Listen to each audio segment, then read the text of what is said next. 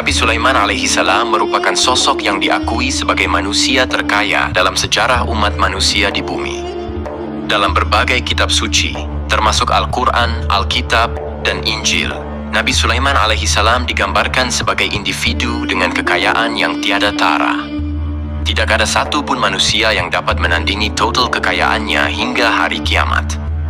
Penemuan arkeologis yang berkaitan dengan situs-situs peninggalan sejarah Islam telah mengungkapkan besarnya kekayaan Nabi Sulaiman alaihi salam. Erez bin Yosef, seorang profesor dari Universitas Tel Aviv dan peneliti, memperkirakan bahwa 3.000 tahun yang lalu, Nabi Sulaiman alaihi salam memiliki kekayaan senilai 2,2 triliun dolar Amerika Serikat. Jika dikonversikan ke dalam nilai mata uang dolar saat ini, jumlah tersebut setara dengan 32.890. 1,870 triliun rupiah. Nilai ini jauh melampaui total kekayaan negara Indonesia yang tercatat mencapai 11.454 triliun rupiah per 31 Desember 2021. Nabi Sulaiman alaihi salam juga dianugerahi berbagai mukjizat, di antaranya kemampuan untuk berkomunikasi dengan hewan. Beliau dapat memerintahkan mereka untuk melaksanakan tugas tertentu. Selain itu, beliau memiliki kemampuan untuk mengendalikan tekanan angin dan mengatur arah hembusannya, sehingga dapat memanfaatkan angin sebagai sarana transportasi bagi dirinya dan pasukannya. Nabi Sulaiman juga mampu melunakkan besi dan membentuknya menjadi pakaian perang yang tahan terhadap senjata tajam. Beliau memimpin para jin yang tunduk dan patuh pada perintahnya. Bahkan setan dan iblis pun dapat dibuat patuh terhadap perintah Nabi Sulaiman. Selain itu, Nabi Sulaiman memiliki kemampuan teleportasi yang memungkinkan beliau berpindah dari satu tempat ke tempat lain dalam waktu singkat, seperti yang dibuktikan dengan pemindahan singgasana Ratu Bilqis atas perintahnya. Nabi Sulaiman dikenal sebagai raja yang adil dan bijaksana, serta dianugerahi kecerdasan luar biasa untuk mengelola dan menyatukan semua kekuatan yang diberikan Allah kepadanya. Ia berhasil mengelola kerajaannya menjadi kekuatan besar yang tak tertandingi pada masanya. Dengan segala kemampuan yang dimiliki, tentara Nabi Sulaiman merupakan pasukan terkuat di bumi tanpa ada yang sebanding. Pertanyaan mendasar yang muncul adalah, dari mana sumber kekayaan dan kekuatan Nabi Sulaiman alaihi salam? Untuk mendapatkan jawaban atas pertanyaan tersebut, silakan saksikan video ini hingga akhir. Sebelum itu, kami mengajak Anda untuk mendukung perkembangan saluran ini dengan cara berlangganan dan mengaktifkan notifikasi. Berikan komentar yang positif, berikan like dan bagikan video ini agar dapat menjadi amal jariah dalam menyebarkan kisah-kisah Islami kepada masyarakat Islam dan dunia. Terima kasih.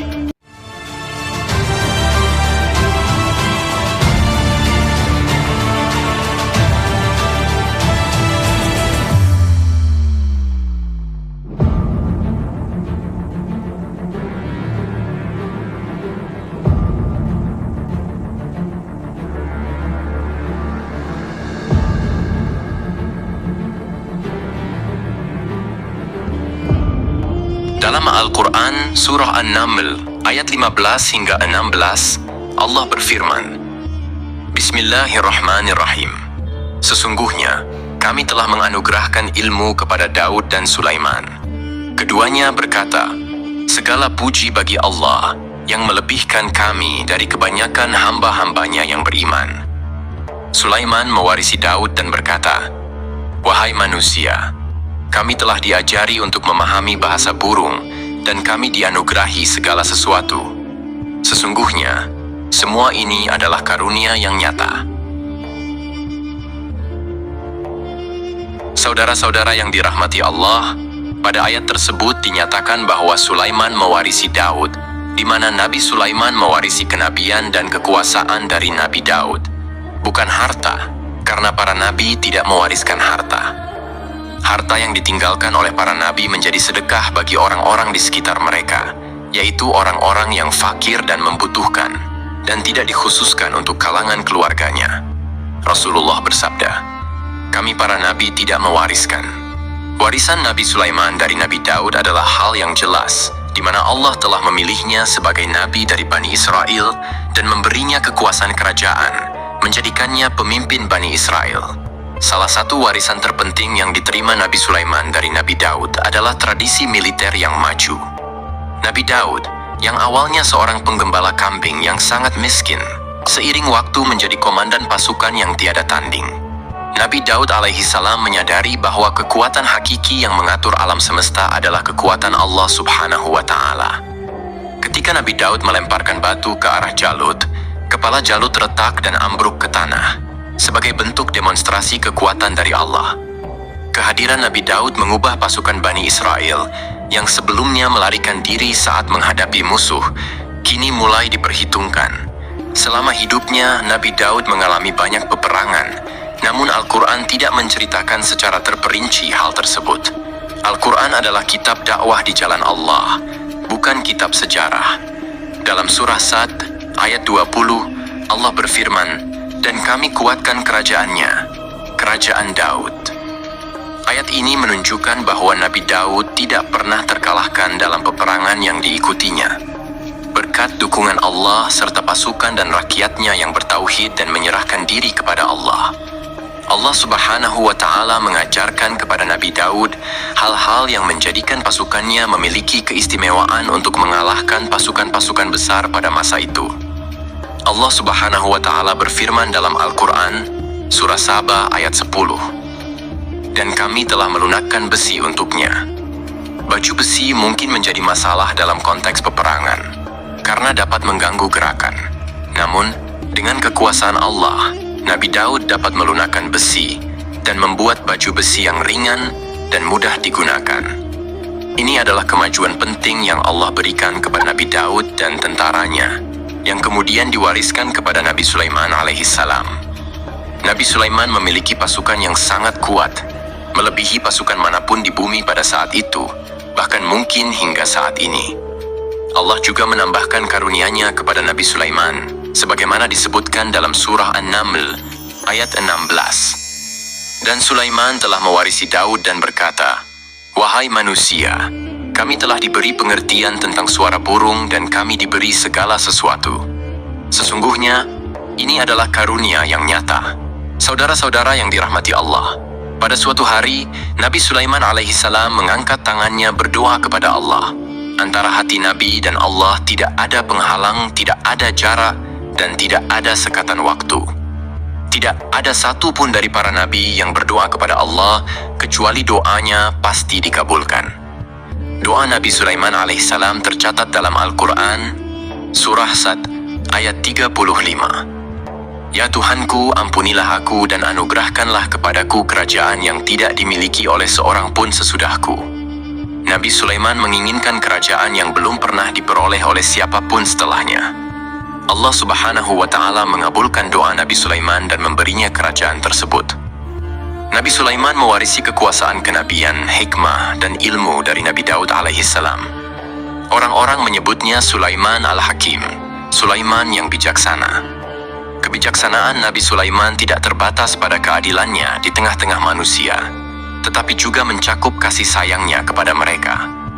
Kebijaksanaan Nabi Sulaiman juga berlaku di kalangan burung dan binatang lainnya. Nabi Daud juga mengenal bahasa burung, tetapi Nabi Sulaiman dapat berbicara dengan bahasa burung dan bahkan menjadikan mereka sebagai pembantunya. Ketika Nabi Daud bertasbih, gunung-gunung, burung-burung, dan binatang-binatang buas ikut bertasbih bersamanya.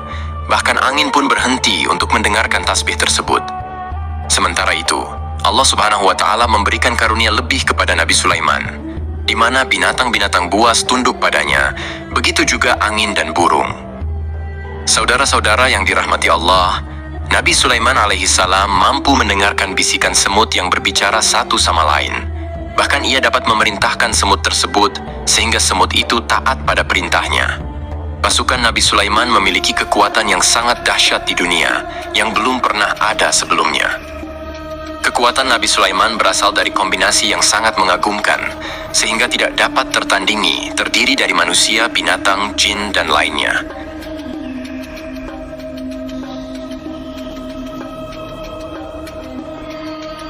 Kita memahami bahwa jin merupakan makhluk ciptaan Allah yang tidak dapat dilihat, dihadirkan, atau dimintai pertolongan oleh manusia. Nabi Sulaiman telah dianugerahi oleh Allah kemampuan untuk menundukkan jin, memanfaatkan mereka sebagai tentara dalam peperangan. Selain itu, beliau juga dapat menjadikan mereka sebagai pekerja kasar di kerajaannya pada saat tidak terjadi konflik. Oleh karena itu, ketika pasukan lain berusaha melawan pasukan Nabi Sulaiman, sangat tidak mungkin bagi mereka untuk meraih kemenangan. Pasukan Nabi Sulaiman juga diperkuat oleh pasukan burung yang memiliki peran penting sebagai agen intelijen.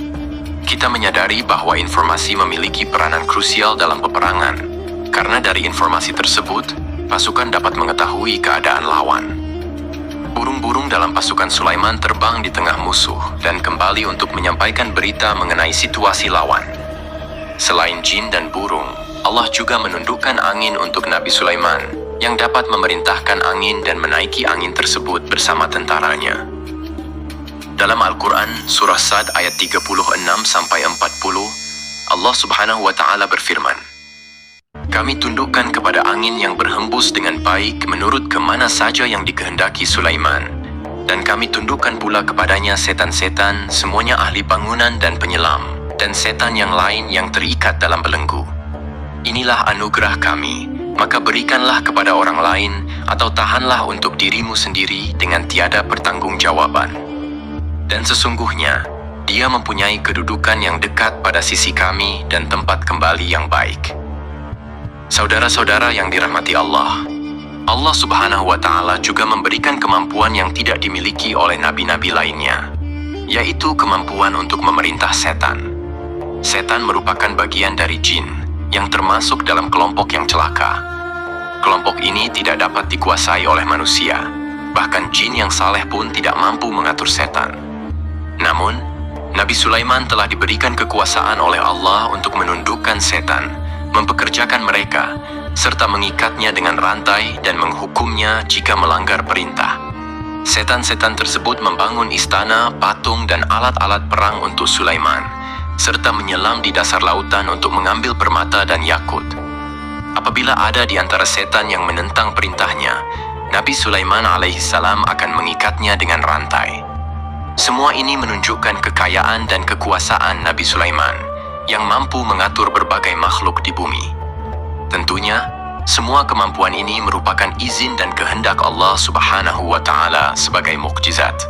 Allah Subhanahu wa Ta'ala berfirman dalam Al-Quran, Surah Saba ayat 12, "Dan sebagian dari jin ada yang bekerja di hadapannya di bawah kekuasaannya dengan izin Tuhannya. Dan siapa yang menyimpang di antara mereka dari perintah kami, maka kami rasakan kepadanya azab neraka yang apinya menyala-nyala." Para jin tersebut membuat untuk Sulaiman apa yang dikehendakinya, termasuk gedung-gedung yang tinggi, patung-patung, serta piring-piring besar yang seukuran kolam atau periuk yang tetap berada di atas tungku.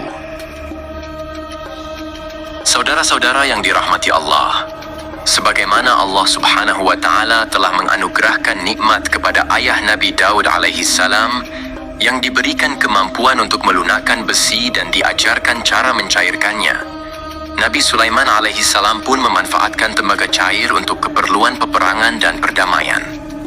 Dalam konteks peperangan, beliau mencampurkan tembaga dengan besi untuk menghasilkan perunggu, yang digunakan dalam pembuatan senjata seperti pedang, baju besi, dan pisau. Senjata-senjata ini merupakan yang terkuat pada masa itu. Di saat damai, tembaga dimanfaatkan untuk membangun bangunan, perhiasan, dan berbagai keperluan lainnya. Meskipun Nabi Sulaiman menerima nikmat dan karunia yang besar, Allah Subhanahu wa Ta'ala mengujinya dengan ujian yang berat, yang merupakan bagian dari takdir bagi setiap hamba yang saleh. Ketika seorang hamba mencapai kedudukan yang tinggi, maka ujian yang dihadapinya pun akan sebanding. Allah Subhanahu wa Ta'ala menguji Nabi Sulaiman dengan penyakit yang parah.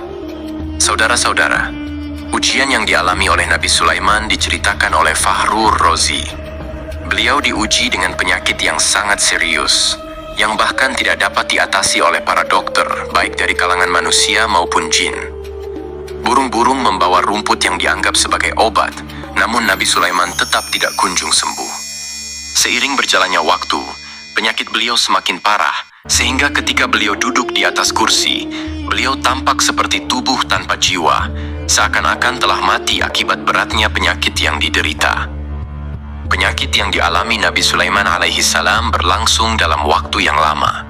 Namun, beliau tidak pernah berhenti berzikir kepada Allah, memohon kesembuhan, serta mengungkapkan rasa cinta kepadanya. Akhirnya, Allah Subhanahu wa Ta'ala mengakhiri ujiannya terhadap Nabi Sulaiman alaihissalam dan beliau pun sembuh.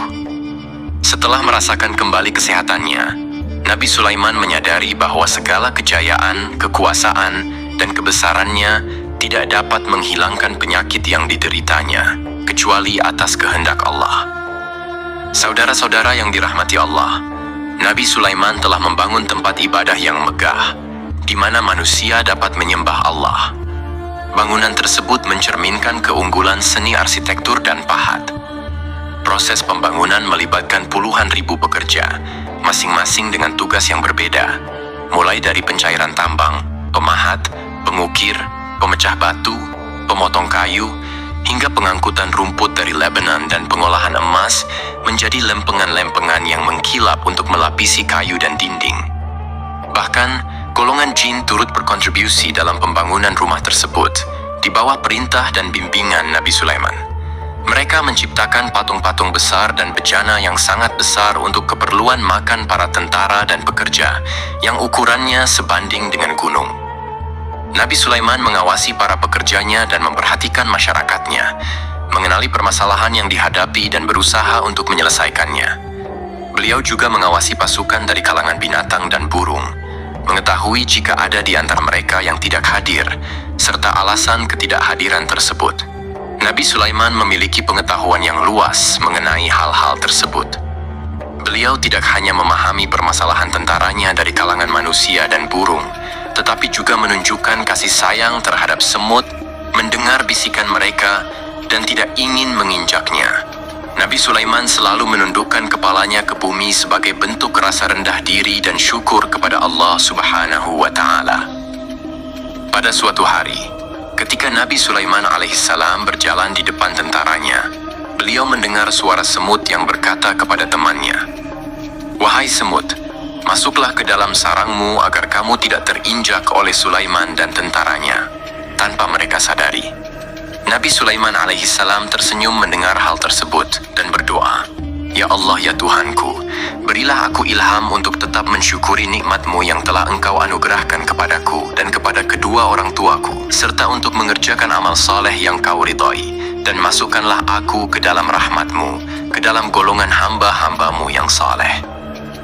Saudara-saudara yang dirahmati Allah, meskipun Nabi Sulaiman memiliki kekuasaan dan tentara yang besar, beliau tetap menunjukkan kasih sayang terhadap bangsa semut.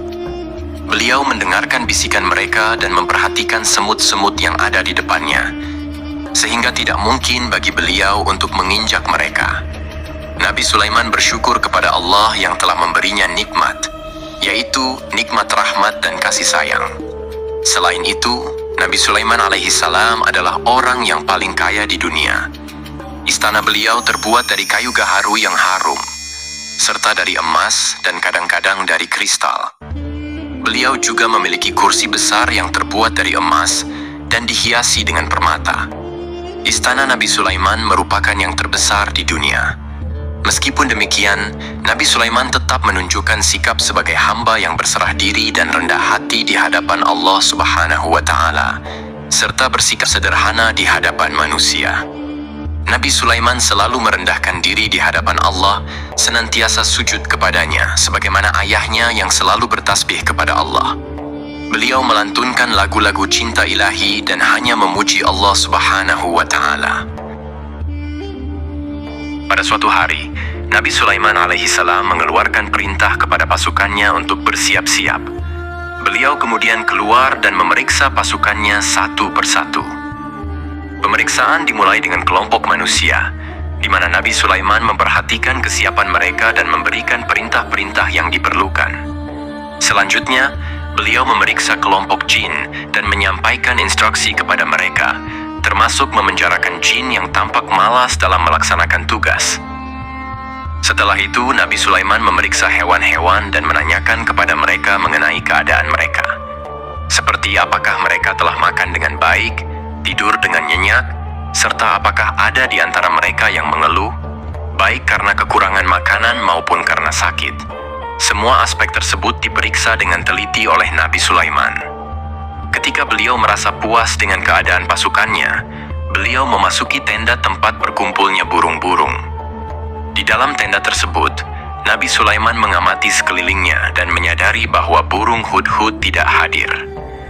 Beliau kemudian mengungkapkan keheranannya sebagaimana tercantum dalam Al-Quran surat An-Naml ayat 20. Mengapa aku tidak melihat burung hudhud? Burung-burung lainnya terdiam sebagai bentuk penghormatan dan mendengarkan apa yang akan disampaikan oleh pemimpin mereka. Nabi Sulaiman meneliti semua burung dan tidak menemukan burung hudhud di antara mereka. Tidak ada burung lain yang mengetahui keberadaannya. Burung hudhud absen pada pertemuan wajib tersebut, dan Nabi Sulaiman mulai menunjukkan kemarahannya. Apakah dia termasuk yang tidak hadir? Tiba-tiba, seekor burung kecil memberanikan diri untuk menjelaskan kepada Nabi Sulaiman, "Wahai Nabi yang mulia, seharusnya hudhud bersama saya kemarin untuk melaksanakan tugas penyelidikan. Ia adalah pemimpin misi tersebut, namun burung hudhud belum datang. Oleh karena itu, saya tidak pergi bersamanya." Burung tersebut tampak gemetar ketakutan. Nabi Sulaiman menyadari bahwa hudhud tidak hadir dan tidak ada yang mengetahui kemana ia pergi. Burung hudhud pergi tanpa meminta izin terlebih dahulu kepada Nabi Sulaiman dan tidak memberitahukan keberadaannya. Dalam keadaan marah, Nabi Sulaiman menyatakan, "Sungguh, aku akan mengazabnya dengan azab yang keras, atau benar-benar menyembelihnya, kecuali jika ia datang kepadaku dengan alasan yang jelas." Para burung menyadari bahwa Nabi Sulaiman sedang marah dan telah memutuskan untuk menghukum burung hudhud atau menyembelihnya, kecuali jika ia datang dengan alasan yang dapat membebaskannya. Dengan kata lain, burung hudhud harus dapat memastikan bahwa ia telah melaksanakan tugas yang penting. Kemarahan Nabi Sulaiman sangat besar, sehingga siapapun akan merasa takut ketika beliau marah, yang merupakan bentuk pembelaan terhadap kebenaran. Kemudian, Nabi Sulaiman meninggalkan tempat burung-burung dan menuju istananya, masih memikirkan keadaan burung hudhud. Seharusnya burung hudhud menjadi bagian penting dari badan intelijen. Apakah ia pergi untuk mengungkap sesuatu yang penting atau hanya untuk bermain-main? Nabi Sulaiman alaihissalam telah memperhatikan bahwa burung hudhud adalah seekor burung yang cerdik dan fasih berbicara. Terkadang beliau mendapati burung hudhud bermain-main dan menunda-nunda pekerjaannya. Namun ketika Nabi Sulaiman melihatnya, burung hudhud menyadari bahwa perbuatannya tidak benar, karena ia tidak boleh mencampur adukan antara waktu serius dan waktu bermain. Tak lama setelah itu, burung hudhud tiba di tempat para burung. Burung-burung lainnya berkata kepadanya, "Wahai hudhud, pergilah engkau ke tempat Nabi Sulaiman. Jika ia mengetahui bahwa engkau telah sampai, jiwamu benar-benar terancam." Mendengar itu, burung hudhud segera beranjak dan terbang menemui Nabi Sulaiman, yang saat itu sedang duduk bersama tentaranya. Burung hudhud berdiri dan telah merencanakan untuk memulai pembicaraan dengan Nabi Sulaiman sebelum beliau menanyakan kemana ia pergi, sebagai bukti bahwa hudhud telah melaksanakan tugas yang penting. Dalam Al-Quran surat An-Nahl ayat 22, burung hudhud berbicara, "Aku telah mengetahui sesuatu yang kamu belum mengetahuinya dan kubawa kepadamu dari negeri Saba suatu berita penting yang diyakini." Seakan-akan burung hudhud ingin menyampaikan, "Aku adalah hudhud yang miskin, tetapi aku mengetahui apa yang tidak engkau ketahui, dan aku telah datang kepadamu dari kerajaan Saba dengan membawa berita yang sangat penting." Nabi Sulaiman tampak terdiam, menunggu hudhud menyelesaikan kisahnya yang tertulis dalam Al-Quran surat An-Naml ayat 23 hingga 24. Burung hudhud melanjutkan, "Sesungguhnya aku menjumpai seorang wanita yang memerintah mereka. Dia dianugerahi segala sesuatu serta mempunyai singgasana yang besar. Aku mendapati dia dan kaumnya menyembah matahari selain Allah, dan setan telah menjadikan mereka memandang indah perbuatan-perbuatan mereka, lalu menghalangi mereka dari jalan Allah, sehingga mereka tidak mendapatkan petunjuk." Burung hudhud berhenti sejenak, dan Nabi Sulaiman merasa bahwa hudhud menunjukkan kefasihan lisannya dan berbicara dengan baik kepadanya. Nabi Sulaiman berkata dalam Al-Quran, surat An-Nahl, ayat 27, sambil menunjukkan senyum manis di wajahnya. Akan kami lihat apakah kamu benar, wahai Hudhud, ataukah kamu termasuk orang-orang yang berdusta. Seakan-akan burung Hudhud ingin mengatakan, aku tidak berbohong, wahai Nabi yang mulia, namun diamnya Sulaiman membuatnya takut sehingga burung Hudhud terdiam. Nabi Sulaiman terdiam karena berpikir, lalu beliau memutuskan sesuatu. Setelah itu, beliau mengangkat kepala dan meminta secarik kertas dan pena. Nabi Sulaiman menulis surat singkat dan menyerahkannya kepada Hudhud, serta memerintahkan kepadanya dalam Al-Quran surat An-Nahl ayat 28, pergilah dengan membawa suratku ini, lalu jatuhkanlah kepada mereka, kemudian berpalinglah dari mereka, lalu perhatikanlah apa yang mereka bicarakan. Al-Quranul Karim hanya menceritakan dalam Al-Quran surat An-Naml bagaimana perginya Hudhud dan bagaimana ia menyerahkan surat tersebut. Selanjutnya, Al-Quran langsung menyebut keadaan kerajaan Balqis yang saat itu sedang membaca surat tersebut di depan para pembesar kerajaannya dan para menterinya. Dalam Al-Quran surat An-Naml ayat 29 hingga 31, Balqis berkata, wahai pembesar-pembesar, sesungguhnya telah dijatuhkan kepadaku sebuah surat yang mulia.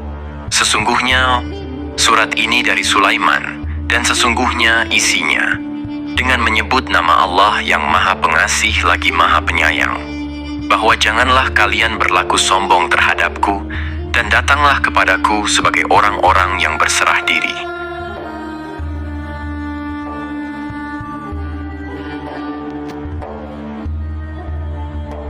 Saudara-saudaraku yang dirahmati Allah, dalam surat itu, Nabi Sulaiman disebutkan, hendaklah mereka menyerahkan diri dan tunduk kepada perintah Sulaiman.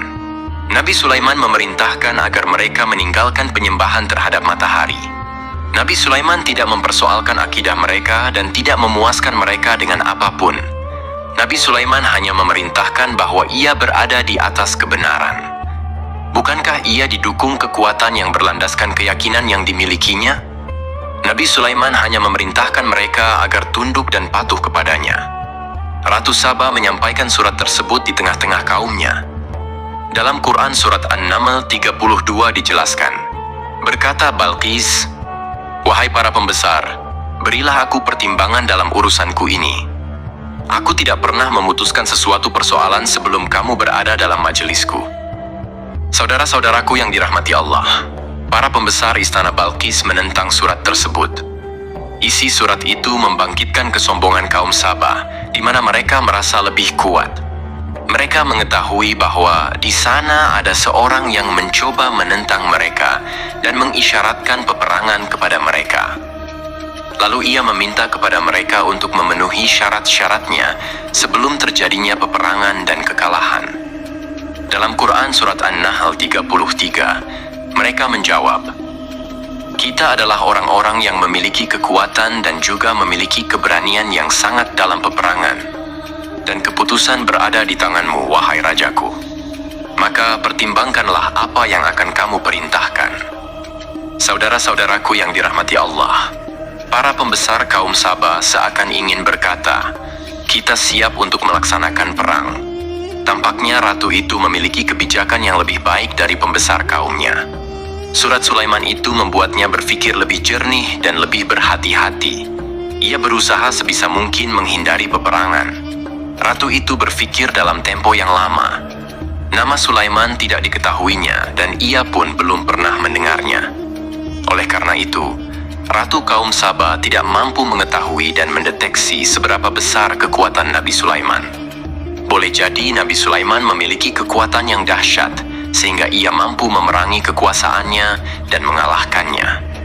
Kemudian Ratu memperhatikan apa yang ada di sekelilingnya. Ia melihat kemajuan masyarakatnya dan juga kekayaannya.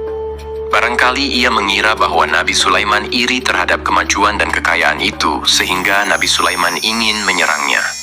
Setelah mempertimbangkan isi surat Nabi Sulaiman dengan cermat, Ratu Saba memilih untuk tidak bersikap ceroboh dan bodoh. Ratu lebih suka untuk menggunakan bahasa kelembutan. Ia mengirim kepada Nabi Sulaiman suatu hadiah yang besar. Ratu mengira bahwa Nabi Sulaiman seorang yang ambisius yang boleh jadi ia telah mendengar tentang kekayaan kerajaan Sabah. Para utusan pergi dengan membawa hadiah dari Ratu Sabah. Ratu berharap agar mereka dapat memasuki kerajaan Nabi Sulaiman dan akan mengetahui kondisi kerajaannya. Saat mereka pulang, Ratu ingin mendengar secara langsung dari mereka tentang bagaimana keadaan kaum Nabi Sulaiman dan pasukannya. Setelah mendapatkan informasi yang cukup, maka Ratu Balqis dapat membuat suatu keputusan yang tepat. Ratu menyembunyikan apa yang terlintas dalam pikirannya. Lalu ia berbicara kepada pembesar istananya bahwa ia dapat menyingkap niat jahat Raja Sulaiman melalui cara mengirimkan hadiah kepadanya. Ratu lebih memilih cara tersebut dan menunggu reaksi dari Nabi Sulaiman. Ratu berhasil memuaskan para pembesar istana dan untuk sementara ia menghilangkan ide untuk berperang. Karena para raja jika menyerang suatu desa, maka pemimpin desa tersebut adalah orang yang paling banyak mendapatkan kehinaan dan cercaan. Akhirnya, para pembesar kaumnya merasa puas dengan pikiran Ratu Balqis. Saudara-saudaraku yang dirahmati Allah, dalam Quran Surat An-Naml 34-35 dijelaskan, Balqis berkata, "Sesungguhnya raja-raja apabila memasuki suatu negeri, niscaya mereka akan membinasakannya dan menjadikan penduduknya yang mulia menjadi hina. Dan demikian pula lah yang akan mereka perbuat. Dan sesungguhnya aku akan mengirim utusan kepada mereka dengan membawa hadiah, dan aku akan menunggu apa yang akan dibawa kembali oleh utusan itu." Saudara-saudaraku yang dirahmati Allah, kemudian sampailah hadiah dari Ratu Balqis kepada Nabi Sulaiman. Para intelijen Nabi memberitahunya bahwa utusan Balqis datang dengan membawa hadiah. Nabi Sulaiman langsung mengetahui bahwa Ratu Balqis itu sengaja mengirim orang-orangnya untuk mengetahui atau mendapatkan informasi tentang kekuatannya. Lalu setelah itu, ia akan mengambil keputusan atau mengambil sikapnya kepada kerajaan Sulaiman. Nabi Sulaiman segera memanggil semua pasukannya untuk berkumpul. Utusan Balqis segera memasuki istana Nabi Sulaiman yang dipenuhi dengan pasukan besar yang bersenjata. Melihat itu, utusan Ratu Balqis tercengang dan terkejut ketika mereka melihat kekayaan yang mereka bawa tidak ada apa-apanya dibandingkan dengan kerajaan Nabi Sulaiman. Hadiah mereka tampak tidak berarti. Emas yang mereka bawa tampak tidak memiliki makna saat mereka memasuki istana Nabi Sulaiman, yang terbuat dari kayu-kayu pohon gaharu yang mengeluarkan bau yang harum serta dihiasi dengan emas permata. Para utusan Ratu Balqis berdiri bersama Nabi Sulaiman dan menyaksikan bagaimana Nabi Sulaiman mengendalikan pasukannya. Kemudian mereka mulai berpikir tentang kekuatan dan kualitas pasukan Nabi Sulaiman. Betapa kagetnya mereka ketika melihat di tengah-tengah pasukan itu terdapat singa, burung, dan tentara dari kalangan manusia yang mampu terbang. Mereka pun sadar bahwa mereka di hadapan pasukan yang tiada tandingannya. Selesailah demonstrasi pasukan Nabi Sulaiman. Kemudian para utusan ratu dipersilahkan maju ke tempat hidangan makanan. Para utusan itu sangat terkejut ketika melihat berbagai macam makanan dari penjuru dunia ada di depannya. Di antara makanan itu terdapat pula makanan yang biasa ditemukan di negeri mereka, tetapi mereka melihat bahwa makanan itu memiliki rasa yang lebih istimewa. Selain itu, piring-piring yang ada di depan mereka dan dijadikan tempat makanannya terbuat dari emas dan mereka dilayani oleh laki-laki yang berhias dengan emas. Ratu mereka pun tidak mengenakan hiasan itu. Di meja makan itu terdapat burung, ikan laut, dan berbagai macam daging yang mereka tidak mampu lagi membedakan daging apa itu. Nabi Sulaiman tidak makan bersama mereka, tapi beliau makan dengan menggunakan piring yang terbuat dari kayu. Beliau memakan roti yang kering yang dicampur dengan minyak. Inilah makanan yang dipilihnya. Nabi Sulaiman makan bersama mereka dalam keadaan diam. Mereka merasa kehadiran Nabi Sulaiman menciptakan suatu wibawa yang luar biasa. Selesai perjamuan itu, makanan itu sudah selesai. Lalu dengan sangat malu, mereka menyerahkan hadiah dari Ratu Balqis kepada Nabi Sulaiman. Hadiah itu berupa emas. Bagi mereka, hadiah itu sangat bernilai tinggi. Tapi di sini hadiah itu tampak kecil di hadapan kekayaan-kekayaan Nabi Sulaiman yang sangat mengagumkan. Nabi Sulaiman memperhatikan hadiah ratu itu dan berkata dalam Quran, Surat An-Nahl ayat 36, Maka tatkala utusan itu sampai pada Sulaiman, Sulaiman berkata, "Apakah patut kamu menolong aku dengan harta? Maka apa yang diberikan Allah kepadaku lebih baik daripada apa yang diberikannya kepadamu. Tetapi kamu merasa bangga dengan hadiahmu." Saudara-saudaraku, Raja Sulaiman menyingkap dengan kata-katanya yang singkat itu penolakannya terhadap hadiah mereka. Ia memberitahu utusan itu bahwa ia tidak menerima hadiah tersebut. Ia tidak merasa puas dengan hadiah itu. Yang membuatnya puas hanyalah, "Janganlah kalian berlaku sombong terhadapku dan datanglah kepadaku sebagai orang-orang yang berserah diri." Lalu Nabi Sulaiman berkata kepada mereka dengan pelan. Hal itu diabadikan dalam Quran Surat An-Naml ayat 37. "Kembalilah kepada mereka. Sungguh kami akan mendatangi mereka dengan bala tentara yang mereka tidak kuasa melawannya, dan pasti kami akan mengusir mereka dari negeri itu, yaitu negeri Sabah, dengan terhina, dan mereka akan menjadi tawanan-tawanan yang hina dina."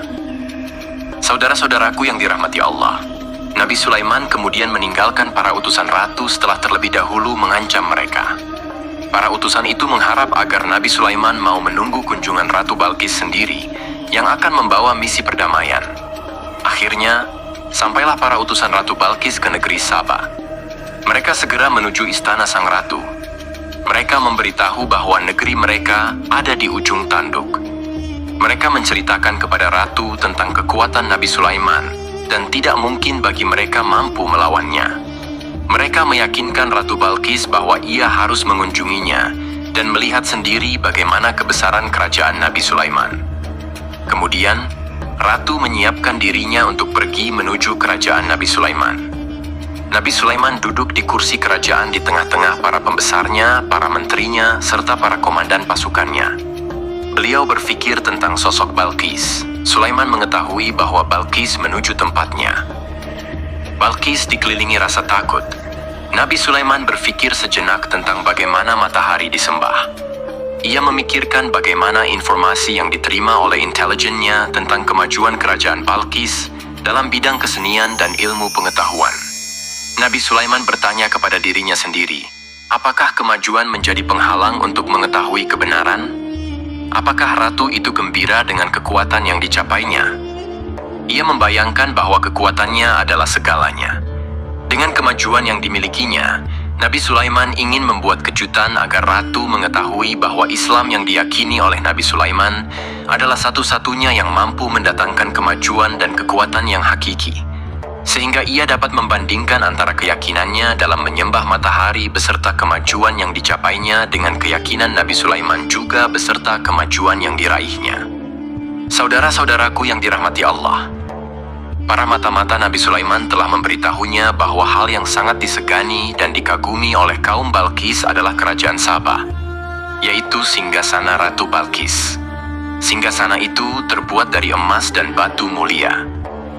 Singgasana tersebut dijaga oleh penjaga yang sangat disiplin, di mana mereka tidak pernah lalai sedikit pun. Oleh karena itu, sangat tepat apabila Nabi Sulaiman menghadirkan singgasananya di sini, di kerajaannya, sehingga ketika ratu tiba, maka ia dapat duduk di atasnya. Nabi Sulaiman ingin membuat kejutan kepadanya dan menunjukkan bahwa kemampuannya tersebut yang berlandaskan pada keislaman. Nabi Sulaiman melakukan yang demikian itu dengan harapan agar si ratu tunduk kepadanya. Ide itu terlintas dalam diri Nabi Sulaiman. Lalu ia mengangkat kepalanya dan menoleh kepada anak buahnya. Hal itu diabadikan dalam Quran Surat An-Naml ayat 38. Wahai para pembesar-pembesar, siapakah di antara kamu sekalian yang sanggup membawa singgasananya kepadaku sebelum mereka datang kepadaku sebagai orang-orang yang berserah diri?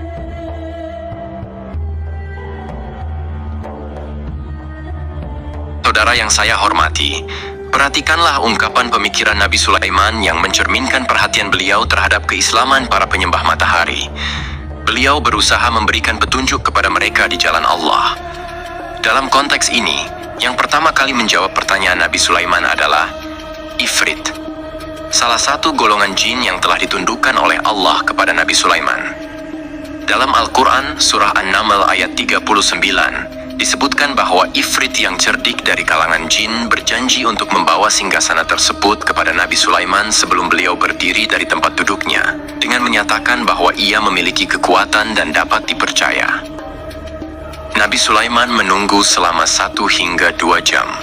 Namun Ifrit tersebut berjanji untuk menghadirkan singgasana Balqis sebelum waktu tersebut berakhir. Istana Nabi Sulaiman terletak di Palestina, sedangkan istana Balqis berada di Yaman dengan jarak lebih dari 1000 mil di antara keduanya. Bahkan pesawat tercepat yang kita kenal saat ini pun tidak akan mampu membawa singgasana itu dalam waktu 1 jam. Namun, hal ini berkaitan dengan kekuatan jin yang penuh misteri.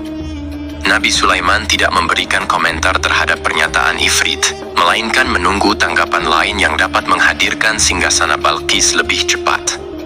Beliau kemudian menoleh kepada seorang yang duduk di sana, yang diceritakan dalam Al-Quran, Surah An-Naml ayat 40. Orang tersebut, yang memiliki ilmu dari Alkitab, menyatakan bahwa ia akan membawa singgasana itu kepada Nabi Sulaiman sebelum matanya berkedip. Ketika Nabi Sulaiman melihat singgasana itu sudah berada di hadapannya, beliau bersyukur kepada Allah dan merenungkan bahwa ini adalah karunia dari Tuhan, untuk menguji apakah beliau akan bersyukur atau mengingkari nikmat tersebut. Barang siapa yang bersyukur, maka sesungguhnya ia bersyukur untuk kebaikan dirinya sendiri. Dan barang siapa yang ingkar, maka sesungguhnya Tuhannya Maha Kaya lagi Maha Mulia. Saudara-saudara yang dirahmati Allah, setelah melihat singgasana itu, Nabi Sulaiman bersyukur kepada Allah dan mulai memperhatikan singgasana Ratu Balqis. Singgasana tersebut merupakan simbol pembangunan dan kemajuan. Namun tampaknya hanya sesuatu yang biasa jika dibandingkan dengan kekuasaan dan kebesaran ciptaan yang dibuat oleh manusia dan jin di istana Nabi Sulaiman. Beliau memikirkan singgasana Ratu Balqis dalam waktu yang lama dan kemudian memerintahkan agar singgasana itu diperbaiki, sehingga saat Ratu Balqis datang, beliau dapat memujinya. Dalam Al-Quran, Surah An-Naml ayat 41, Nabi Sulaiman berkata, "Ubahlah baginya singgasana itu, maka kita akan melihat apakah dia mengenal, ataukah dia termasuk orang-orang yang tidak mengenalnya." Saudara-saudara yang dirahmati Allah, Nabi Sulaiman juga memerintahkan untuk membangun istana yang akan digunakan untuk menyambut Ratu Balqis. Beliau memilih lokasi di laut dan memerintahkan agar istana tersebut sebagian besar terdiri dari air laut, dengan lantai yang terbuat dari kaca tebal dan kuat, sehingga orang-orang yang berjalan di atasnya dapat melihat ikan-ikan berwarna-warni yang berenang di bawahnya serta rumput laut yang bergerak. Akhirnya, pembangunan istana tersebut selesai dengan lantai kaca yang begitu bersih sehingga tampak seolah tidak ada kaca. Burung hudhud memberitahu Nabi Sulaiman bahwa Ratu Balqis telah tiba di dekat kerajaannya. Al-Quran tidak menjelaskan keadaan Nabi Sulaiman saat menyambut Balqis, namun menunjukkan 2 sikap Ratu Balqis. Pertama, bagaimana reaksi Balqis ketika pertama kali melihat singgasana yang telah mendahuluinya, meskipun ia telah meninggalkan pengawalnya untuk menjaga singgasana tersebut. Kedua, keadaan di depan istana yang dibangun untuk menyambut Balqis, yang dipenuhi dengan permata dan ikan-ikan yang berenang di bawahnya. Dalam Al-Quran, Surah An-Nahl ayat 42, dijelaskan bahwa ketika Balqis datang, ditanyakan kepadanya, "Serupa inikah singgasanamu?" Balqis menjawab, "Seakan-akan singgasana ini adalah singgasanaku. Kami telah diberi pengetahuan sebelumnya dan kami adalah orang-orang yang berserah diri." Saudara-saudara yang dirahmati Allah, Balqis terkejut saat mengetahui bahwa itu adalah singgasana miliknya. Namun ia mulai ragu karena tidak sepenuhnya yakin. Jika itu benar-benar miliknya, bagaimana mungkin singgasana itu dapat mendahuluinya? Dan jika bukan miliknya, bagaimana Nabi Sulaiman dapat meniru dengan begitu tepat, padahal beliau tidak pernah mengunjungi kerajaannya? Nabi Sulaiman, saat melihat Balqis mengamati singgasana tersebut, bertanya, "Apakah ini singgasanamu?" Balqis terlihat bingung. Namun setelah itu ia menjawab, "Ini sepertinya benar." Nabi Sulaiman kemudian berkata, "Kami telah diberi ilmu sebelumnya dan kami adalah orang-orang Muslim." Saudara-saudara yang dirahmati Allah, melalui pernyataan tersebut, Nabi Sulaiman ingin mengisyaratkan kepada Balqis untuk membandingkan keyakinannya dan ilmu yang dimilikinya dengan keyakinan Nabi Sulaiman yang muslim beserta pengetahuan yang telah diraihnya. Penyembahan terhadap matahari dan pencapaian ilmu yang dimiliki Balqis tampak tidak ada artinya dibandingkan dengan ilmu dan keislaman Nabi Sulaiman. Nabi Sulaiman telah mendahului Balqis dalam bidang ilmu karena keislamannya, sehingga sangat mudah baginya untuk mengungguli Balqis dalam berbagai aspek ilmu lainnya.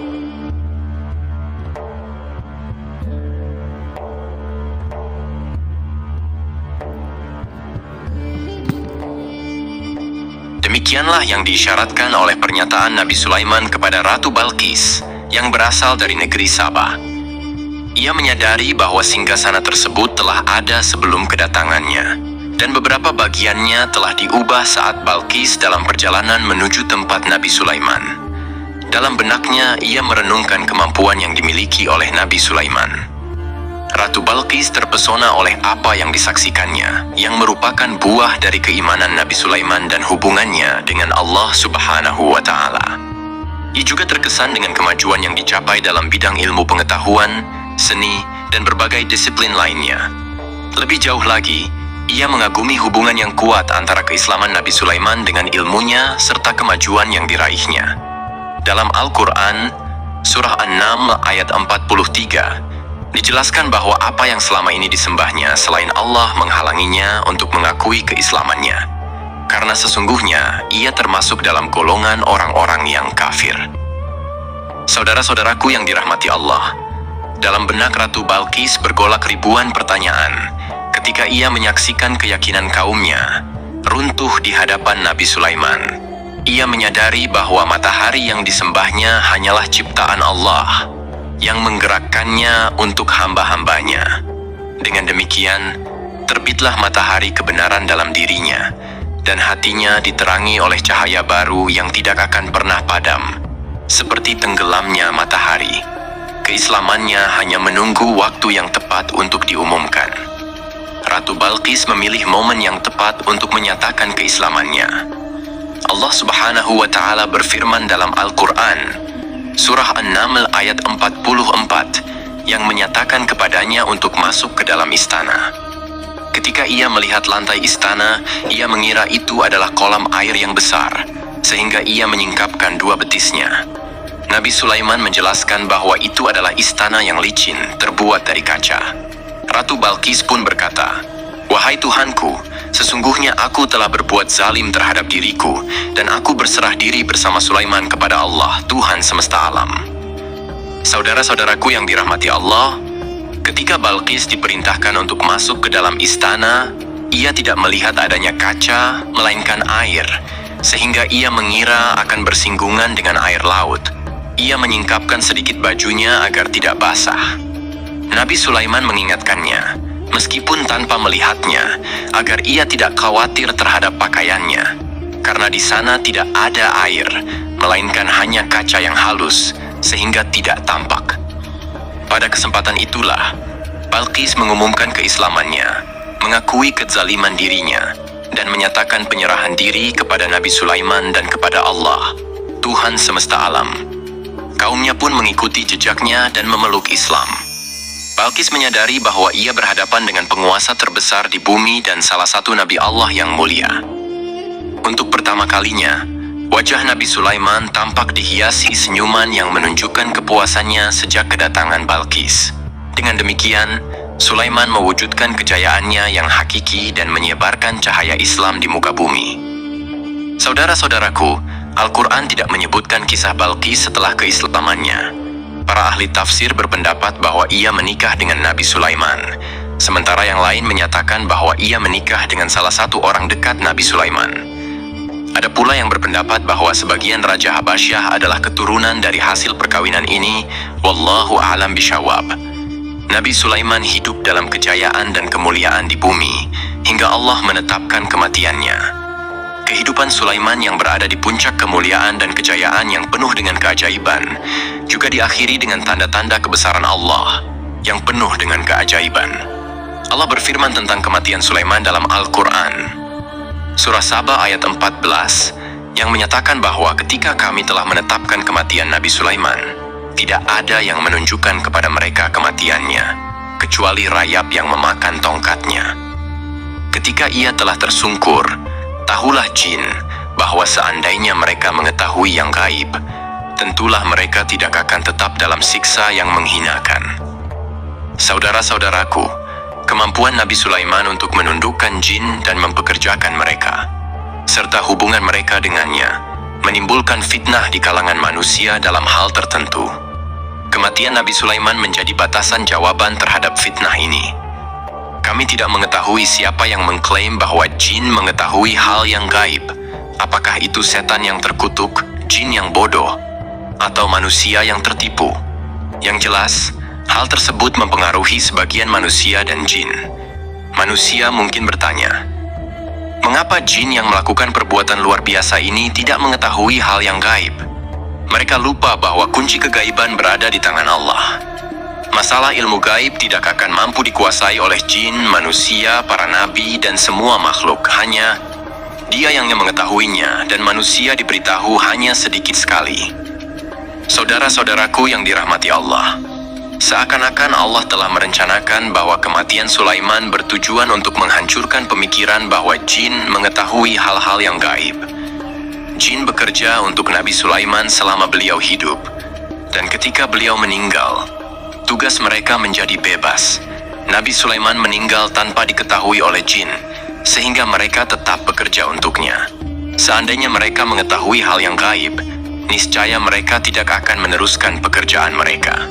Saudara-saudaraku, pada suatu hari, Nabi Sulaiman memasuki mihrabnya untuk iktikaf dan beribadah kepada Allah.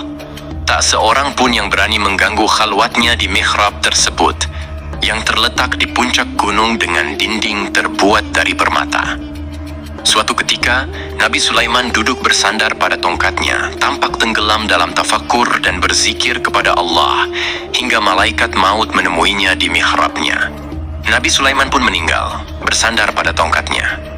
Jin melihatnya dan mengira bahwa beliau sedang salat, sehingga mereka melanjutkan pekerjaan mereka. Hari-hari berlalu, hingga datanglah rayap yang memakan kayu. Hewan kecil itu mulai memakan tongkat Nabi Sulaiman. Setelah beberapa hari, tongkat tersebut semakin rusak dan akhirnya jatuh dari tangan Nabi Sulaiman.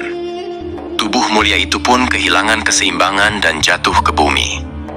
Ketika tubuh suci itu tersungkur, manusia segera mendekatinya dan menyadari bahwa Nabi Sulaiman telah meninggal dalam waktu yang lama.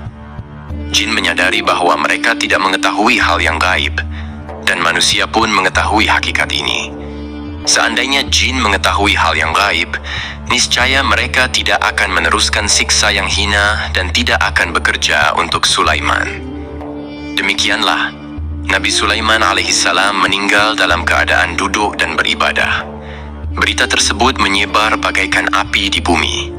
Manusia, burung, dan binatang buas mengantarkan jenazah Nabi Sulaiman. Sekawanan burung tampak sedih dan menangis. Semua makhluk bersedih, dan tak seorang pun mengetahui bahasa burung di bumi. Meninggallah seorang yang memahami pembicaraan burung, binatang, jin, dan lain sebagainya. Burung-burung itu berkata, betapa beratnya kehidupan di tengah orang-orang yang tidak mengetahui pembicaraan kita. Wallahu a'lam.